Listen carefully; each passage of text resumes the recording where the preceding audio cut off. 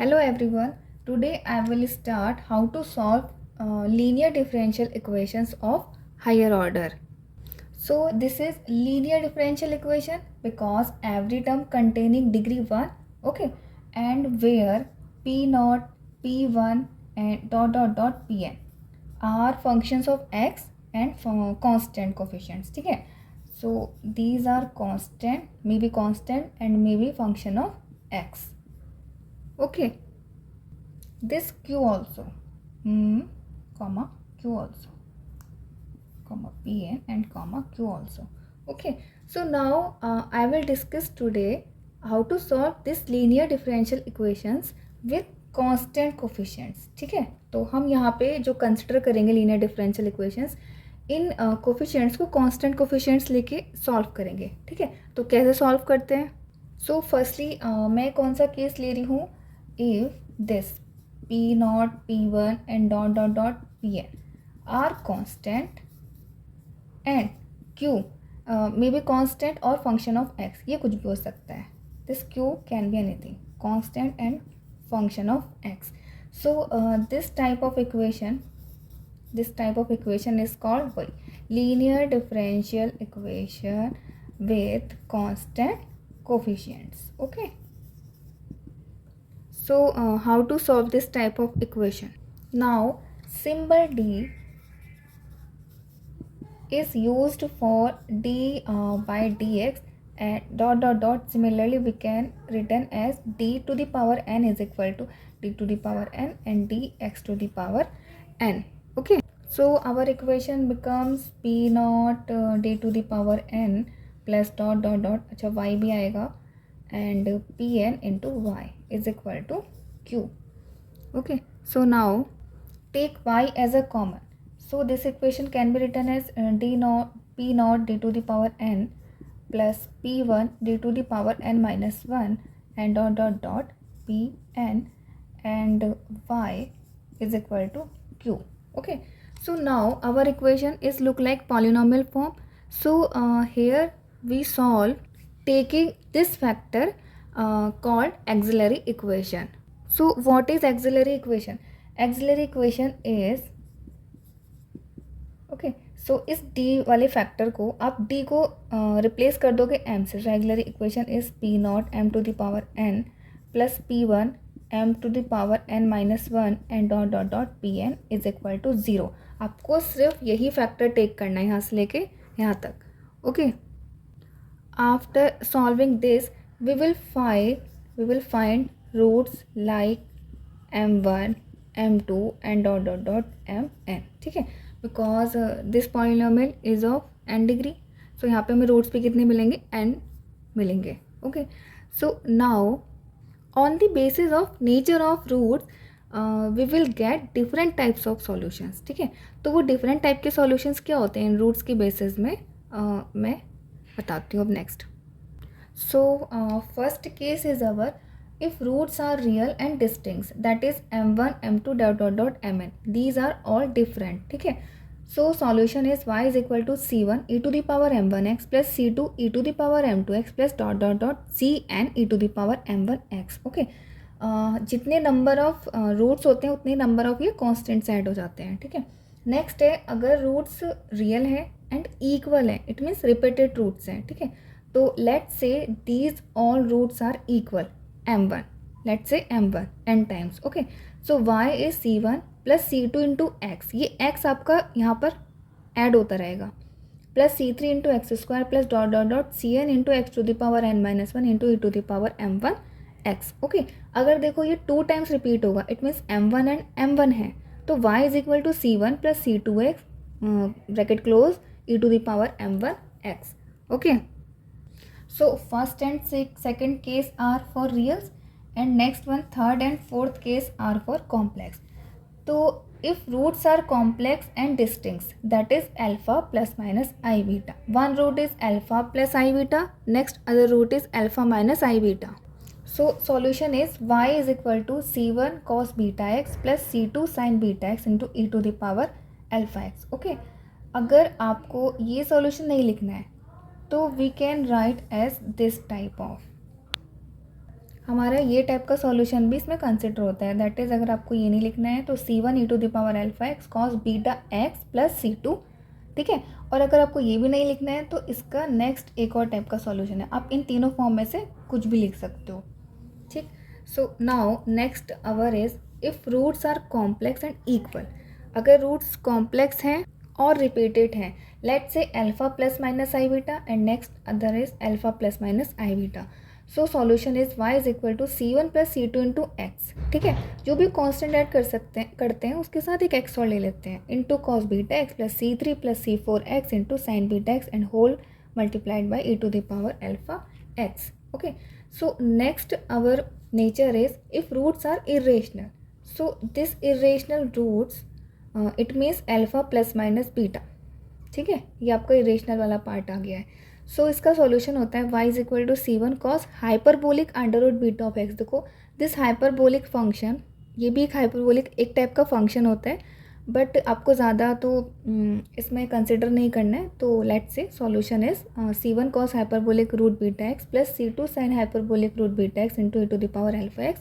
और अगर आपको दोनों की फॉर्म में नहीं लिखना तो आप सिंगल फॉर्म में भी लिख सकते हो। And similarly as C1 e⁻α x sine hyperbolic under root beta x plus C2, okay. And if you want this case is refer to first case. अगर आपको इस केस को फर्स्ट केस के जैसा लगाना है, ठीक है, तो इसके जैसे दो रूट आए, एक आया alpha plus root beta and एक आया अल्फा माइनस रूट बीटा। तो अगर आप इसको m1 ले लो एंड इसको m2 ले लो, इट मीन्स देखो ये दोनों रियल तो है ना एंड डिस्टिंक्ट भी है।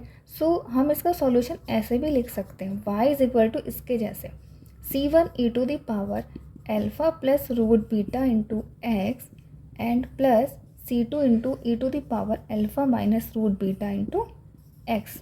सो वी कैन हम ऐसे भी इसको सॉल्यूशंस दे सकते हैं, ठीक। तो अब हम इन पांचों के केस पे डिपेंड एक एक क्वेश्चन कर लेते हैं। So first equation is our this, ठीक है, this is linear differential equation with constant coefficient and here is q is equal to 0, ठीक है। तो जहाँ पर q इज इक्वल टू 0 होते हैं तो वहाँ पे सिंपली डायरेक्टली हम सॉल्यूशंस लिख सकते हैं, बट अगर यहाँ पे एक फंक्शन ऑफ x आ जाता है तो उसके लिए हम अलग से सॉल्यूशंस का पी फाइंड करते हैं, पर्टिकुलर इंटीग्रल, ठीक है। तो वो हम फर्दर वीडियो में आगे देखेंगे, ठीक। So now this equation can be written as d2 minus 7 into d minus 44 into y is equal to 0, okay. So now here auxiliary equation is m square minus 7m minus 44 is equal to 0 and by solving we get its root is 11 and minus 4. They are real and distinct. So its solution is y is equal to C1 into e⁻11x plus C2 into e⁻−4 of x, okay. So next question our is this.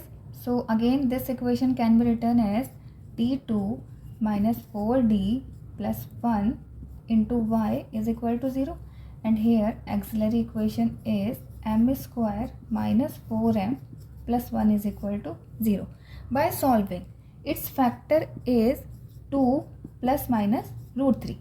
They are irrational, okay. So irrational है तो हम इसके सारे type के solutions लिख लेंगे, ठीक। तो अगर मैं फर्स्ट केस से लगाऊं तो its solution can be written as C1 into e⁻2 plus root 3x plus C2 into e⁻2 minus root 3x, okay.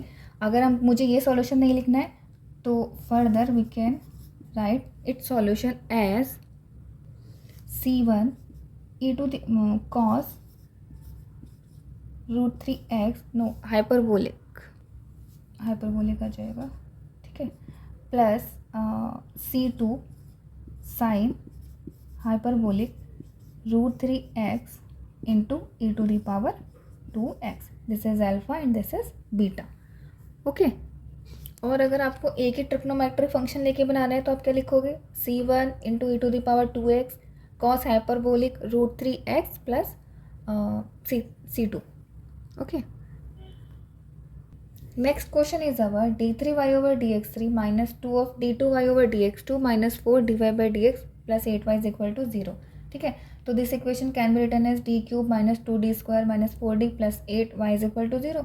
Now auxiliary equation is m cube minus 2m square minus 4m plus 8 is equal to 0. So by solving we get these roots. Okay, so now here two roots are equal and one root are different. ठीक है, तो इसका solution भी mix होगा. इनके लिए आपका second case लगेगा, इसके लिए आपका फर्स्ट केस लगेगा. So solution is y is equal to, इसके लिए आपका c1 plus c2 into x into e to the power 2x. यहाँ पे m की वैल्यू क्या है, सेम 2x. ठीक है, और इसके लिए डिफरेंट आ जाएगा एंड अनदर कांस्टेंट आ जाएगा. It means c3 into E to the power minus of 2x. Clear, यही सॉल्यूशन है. So now next question is this. ठीक है, so this given equation is d2 plus 4 into y is equal to 0 and auxiliary equation is m square plus 4 is equal to 0 and roots are plus minus 4 minus of 4, that is m is equal to plus minus of 2y. Okay, so these are complex and distinct. So solution is y is equal to c1 cos 2x plus c2 into sin of 2x into E to the power alpha की value क्या है यहाँ पे 0 into X, that is 1. Okay, so यही solution हो गया. So next question is our this. So this equation can be written as D to the power 4 minus 4d cube plus 8 into D square minus 8 into D plus 4 into Y is equal to 0 and here auxiliary equation is m to the power 4 minus 4m cube plus 8m square minus 8m plus 4 is equal to 0. Okay, so by solving we get m square minus 2m plus 2 whole square is equal to 0. ठीक है, after solving we get m is equal to 1 plus minus I and 1 plus minus I. So here these two roots are complex and repeated, complex and equal or repeated. ठीक है, so its solution is y is equal to c1 plus c2x into cos x because beta is 1 and alpha is also 1 plus c3 plus c4 into x into sin x and whole multiplied by e to the power 1 into x, it means x. Okay, so solution is clear, all type is clear. ठीक है, so इसका next type it means if q is equal to function of x, तो हम उसको next video में देखेंगे. ठीक है, so thank you.